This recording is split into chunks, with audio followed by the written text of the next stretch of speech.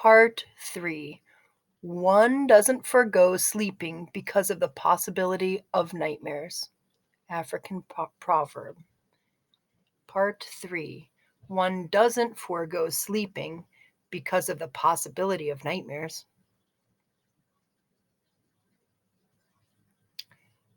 Cowboy. In ESL class, we learn a new game called Interview. Ms. Hernandez says it makes us more confident when we use our English words. Plus, it's a good way to learn about our classmates.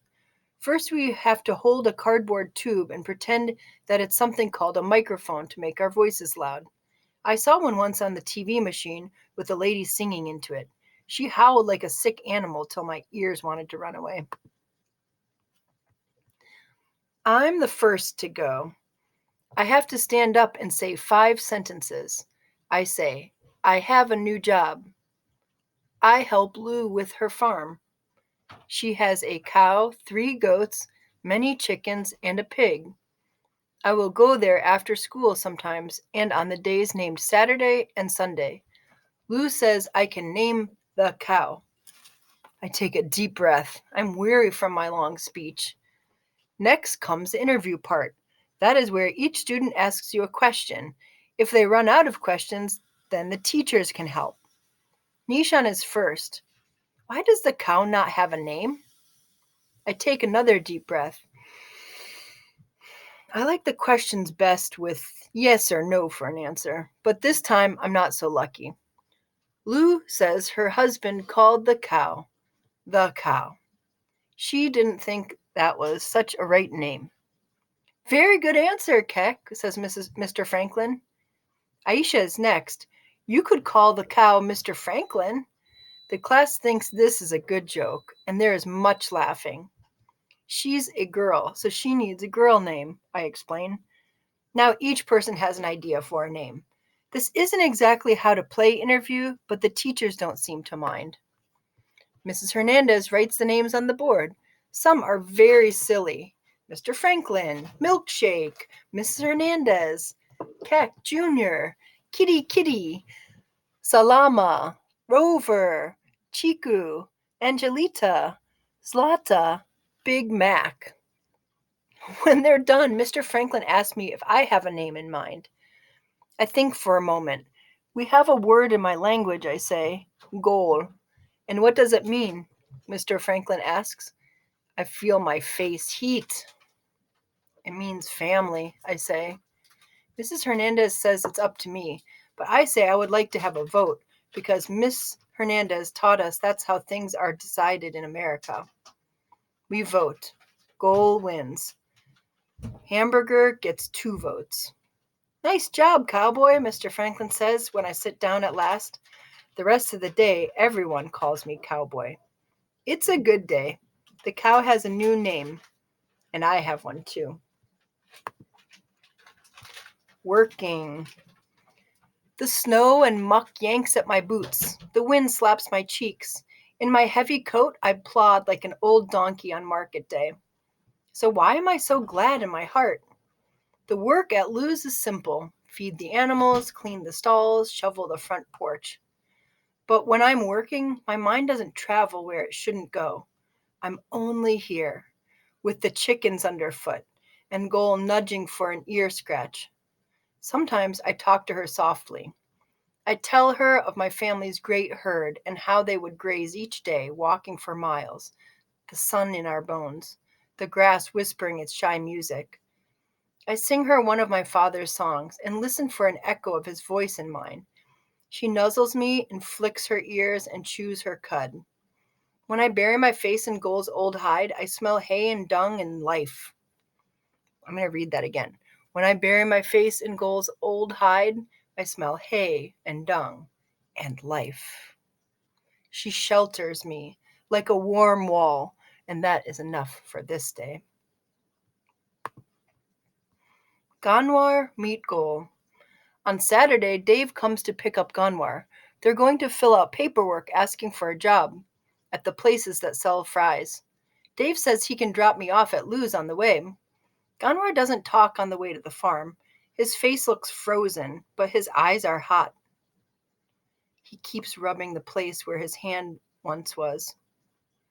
When we get to Lou's, I say, would it be all right if I showed Ganwar the farm? He hasn't seen a cow in a long time.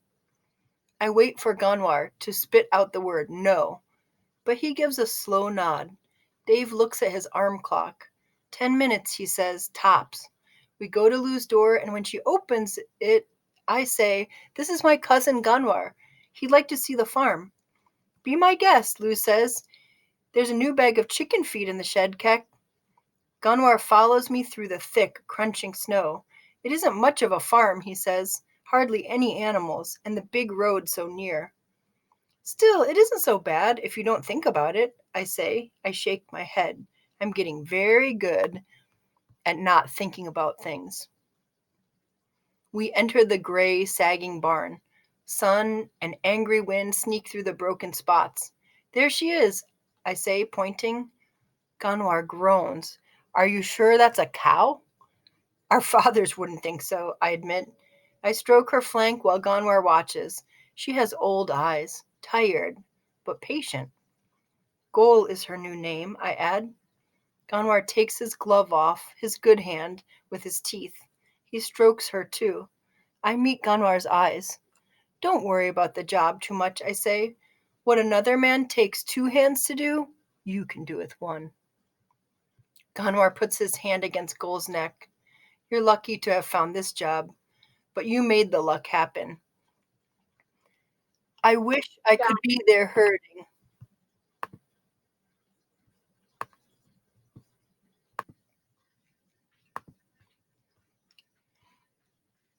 I don't have much cash, Lou says. You'll have to split uh, the pay I promised Keck. But come spring, I sell organic veggies and flowers at the farmers market, and you could help with that. She pauses, assuming that is, I hang on to this old place. Ganwar looks at me hard. I can't take your charity. But I'm taking yours, I say. You're sharing your home with me. I don't know anything about farming, Ganwar says. I don't either, I say. Ganwar turns to Lou and holds out his hurt arm. What about this? He asks. His voice is soft, but his words are shouting. We all look at Lou. Lou shrugs. Guess you'll have to use the other one, she says. For some reason, this makes Ganwar smile. He slowly nods. He glances at Dave. Can you come back later? He asks. We have dung to shovel. I laugh. It's much harder here, I warn him. Everything freezes, even that. Gol moos softly, as if she's sorry to make work for us. Dave shakes my hand, then Lou's, then Ganwar's. Folks, this is great, he says. Ganwar, don't let Lou down, buddy. He won't, Lou says. She winks. Dave and Lou leave us in the cold barn. I look around me. It's not a great herd I see, dotting the grass like clouds in a vast green sky. It's just a tired flock of scrawny chickens and a cow with ribs trying to hide behind her muddy coat. But for a moment, as Ganwar and I hum one of the old songs, we are where we belong in the world. Field trip. The next week, my ESL class takes a field trip to the zoo. Field trip is another English trick, like raining cats and dogs and a barrel of laughs, because there's no field and it's not a far trip like the one I took from Africa. We take a yellow bus. When we get to the zoo, we must stand in a line to get our tickets. The other kids complain that I am used to lines. One day in the refugee camp, I stood in line for 9 hours to get a handful of corn. At last, a guiding lady walks us past birds and lizards, fish and butterflies, zebras and elephants. We're looking for animals from our homelands. I see gazelles standing on a low hill beyond a fence. I remember such animals bounding through tall grass, riding like the air, like wingless birds. I wonder, how did they come to be here in this strange, cold world? They flick their tails and check the horizon for danger. They're safe here, but they don't know it. We visit the petting zoo with its animals for touching who will not eat your hand. There are goats and chickens and pigs, a llama and a turkey, but no cows. We are supposed to be watching the animals, but I can't stop looking at the people looking at the animals. A class of little children laughs at the pigs, rolling happily in cold mud. Their class looks like our class, or maybe we look like them. Many colors and shapes and words. Of all the things I didn't know about America, this is the most amazing. I didn't know there would be so many tribes from all over the world. How could I have imagined the way they walk through the world side by side, without fear, all free to gaze at the same sky, with the same hopes? What would my father have said to see such a thing? My brother. What will my mother say? I walk behind my classmates to the next exhibit, but I am not alone. My family is with me, and every sight is something they cannot see, and every hope is something they cannot feel. To carry them unseen as wind is a heavy burden. The question. All afternoon, my belly aches. Maybe I should have eaten more, I tell myself. But I know the hurt of hunger well. Hunger is a wild dog gnawing on a dry bone, mad with impatience, but hoping still. It isn't a hunger I feel today. This pain is worse, one without pity, like an icy night. This pain is a question, the one my heart will not stop asking. Why am I here when so many others are not? Why should I have a desk and a pair of fine jeans and a soft place for my head to rest?